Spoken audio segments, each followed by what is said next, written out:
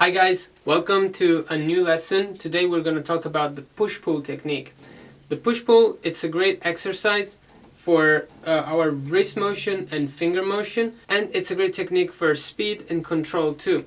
In fact, the combination between the wrist motion and the finger motion can allow us and can unlock us many possibilities, for example in rudiments or in controlling ghost notes and stuff like that, and not only for blast beats or fast type of playing. On top of that, it's a great workout for our wrist motion and our finger motion at the same time. It's also very good for warming up because you can really work on both things, both wrist and finger at the same time, because it literally involves both parts of the hand and will force us to work and to use our entire hand and wrist. So let's go through all the details and all the section to learn the push-pull technique. Let's start to understand how to hold the stick for the push-pull technique. It's very important that we keep the fulcrum with the index and thumb fingers, because in this case there's going to be a rotation of the stick in our hand, and it's controlled by these two fingers. So as we hit the surface that we're playing on, the stick will bounce back, and the rotation has to happen in between these two fingers. So we have to have a good control of these two fingers first, both with right and left.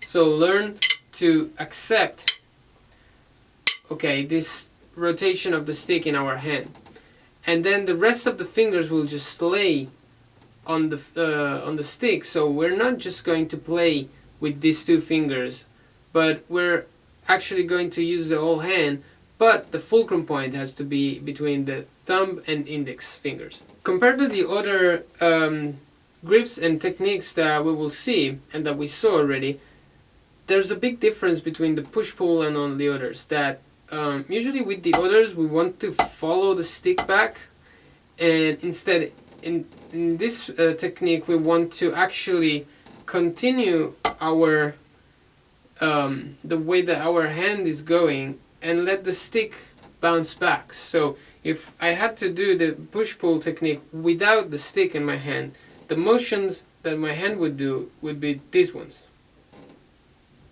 So 1, the down motion, 2, the up motion. Down motion, up motion. If I put the stick in my hand, what's going to happen is this. Down motion, up motion. Down motion, up motion. Same thing with our left hand, of course.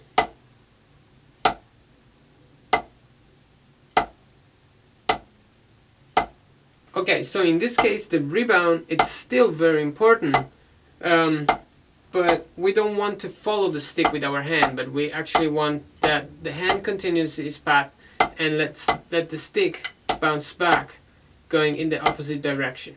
Okay, so the first part of the push-pull will be just letting our forearm fall, and as the stick will hit the surface, our arm will go under the snare drum or the pad that we're playing, letting the tip of the stick bounce back. So in this way.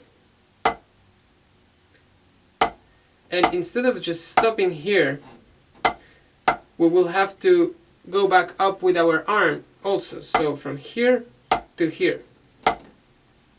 So the stick, it's always gonna go back vertical. So it starts in a vertical position, stops at a vertical position, goes back to a vertical position.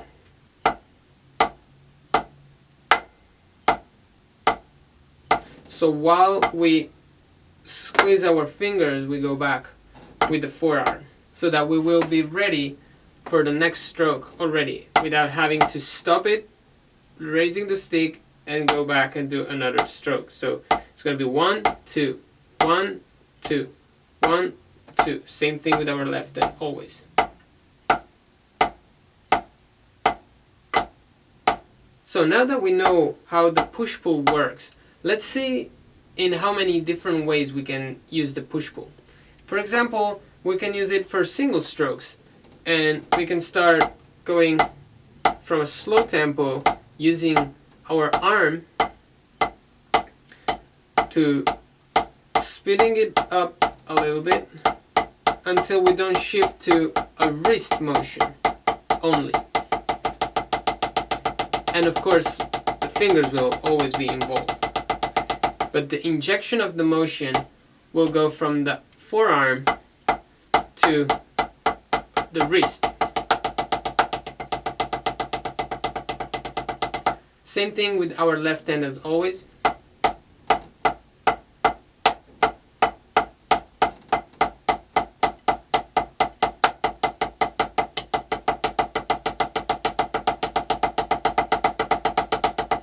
Then we can alternate our hands, having a single stroke roll between our right and left hand. So playing it slow, it will be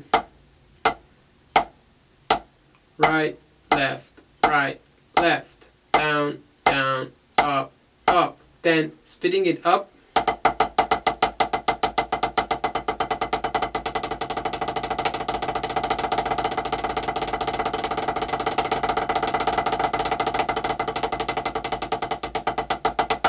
So as you can see, you can stay pretty relaxed and have a decent speed.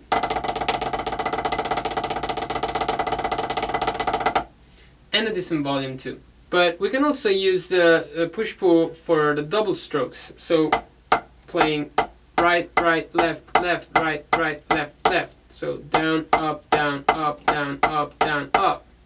And if we speed this up,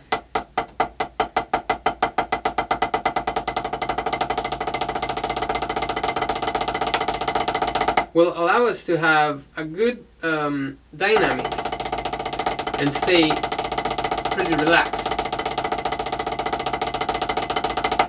still. But it's also good to use the push-pull technique to control the dynamics. So to play very low double strokes, for example. So using the concept and keeping the stroke basically in the hand without involving the wrist too much. The wrist will of course increase the dynamic. Instead, if we just work with our fingers, it's going to be a very low double stroke, and we can use this for different purposes. For example, the drag rudiment, or paradiddles.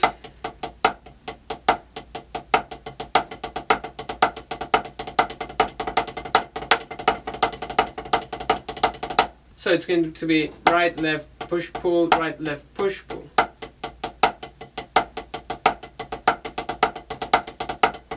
But also for regular grooves, to have very low double strokes as the ghost notes.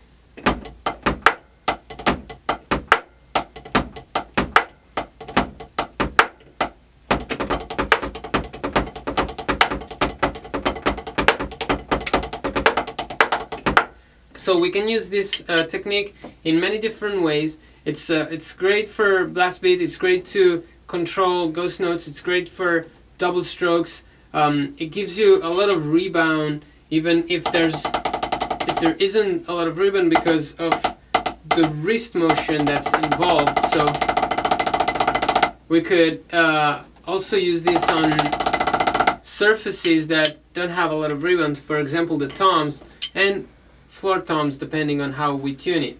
So the first part of this week workout, it's going to be focused on accepting the rebound in the first strokes. So we will play 4 strokes per hand, doing right hand and left hand in this way.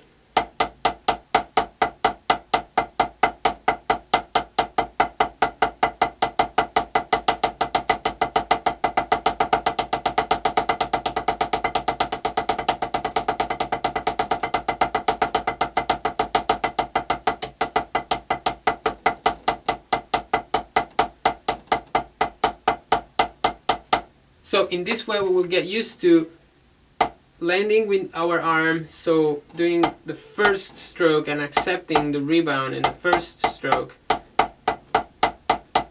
and control the first 4 strokes. That sometimes when we start and we play a blast beat, or we start from scratch, it's hard to control the first stroke. It's hard to have accept the bouncing of the stick and having our hand going in the opposite direction. So in this way we educate our brain to have this in an unconscious way, so that we don't have to think of or concentrate to not to lose the stick or not to stop the rebound and so on, but it'll just feel comfortable and natural for us to start and have the approach straight away from the first stroke. Then we'll apply the same concept with alternated hands, playing 2 measures of the bar, alternated ends, and 2 measure of break. So in this way.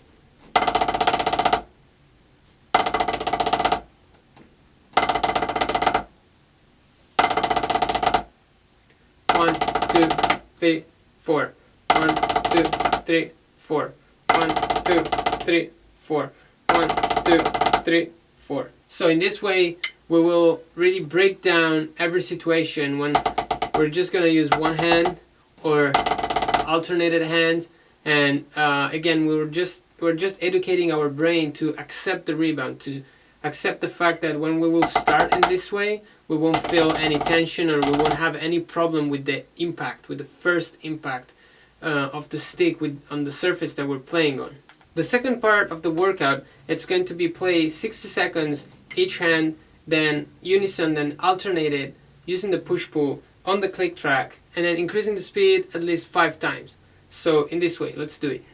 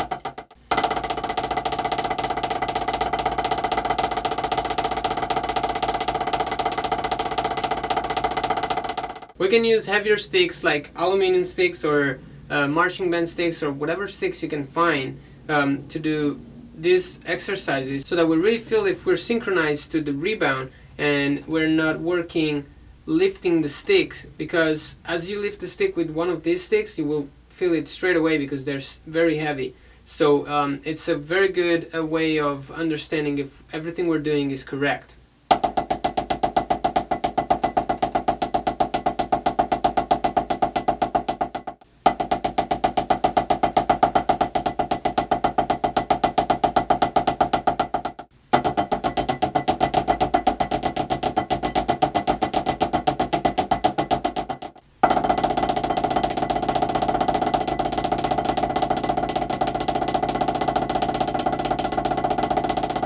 We can then work on the double strokes, playing alternated hands, 2 strokes per hand, using the same concept. So doing 60 seconds and then increasing the speed.